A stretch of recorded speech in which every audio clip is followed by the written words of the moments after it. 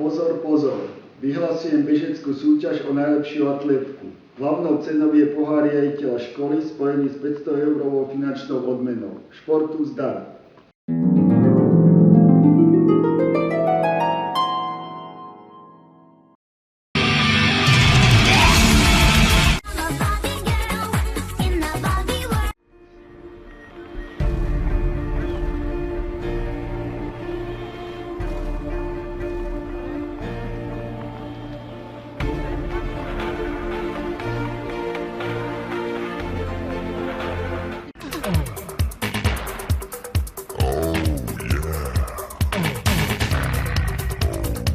Čaute, babi.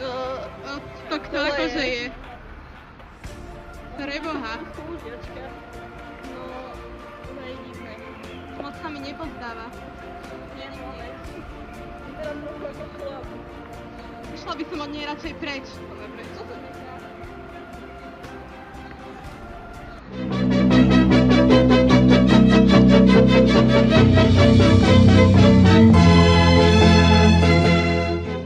Pripraviť sa, pozor!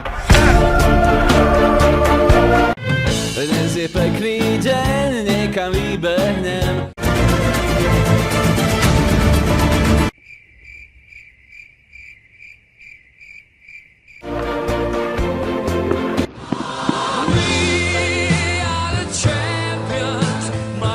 Dovolal by som ti poblahoželať k víťazstvu najlepšieho atletu školy v bežeckých súťažiach a súčasne ti odovzdávam cenu, tento krásny nádherný pohár Ďakujem.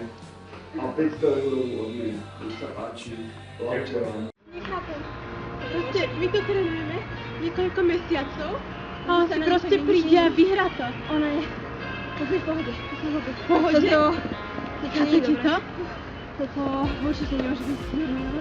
Určite podvádza. Je to Nová to vyhrá. To je strašne nespravodlivé. Vadí, babi. Možno na budúce vám to vyjde. Tak ja si idem teraz užiť výhru. Tak to si choď, však uvidíš.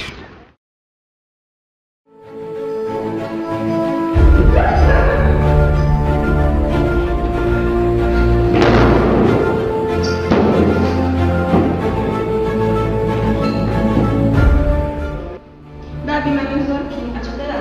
Poďme sa za niekým povedať. Môžeme ísť? Práve potrebovali by sme poradiť, pretože máme podozrenie, že naša akože nová spolužiačka je asi nový spolužiak. Ako by si nám mohol poradiť? No, takže chcete vlastne zistiť, či je to cháme. Tých spôsobov je veľa. Čo vám odporúčam, čo je najlepšie, to poviem na pripravené.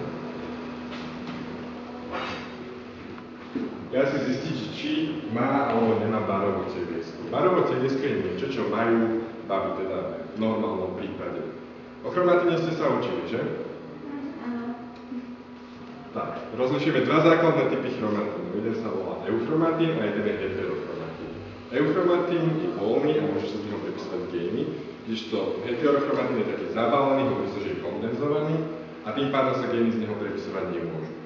Keďže dievčatá majú XX chromozómy a chalani majú XY chromozómy, aby tie davy neboli nejako iné, tak jeden ten chromozóm musia mať zabalený, aby u nich nedochádzalo k tomu, že sa bude vlastne tvoriť viac genetického produktu. Takže práve jeden z týchto chromozómov X musí byť zabalený, musí byť vlastne vo forme heterochromatínu a vytvárať tzv. Barovo teliesko, ktoré môžete nájsť. Pokiaľ je naša nová spolužiačka chlapec, nemôže mať barovo teliesko. Tak ale ako to zistiť? Potrebujeme niečo, čo nám chýba.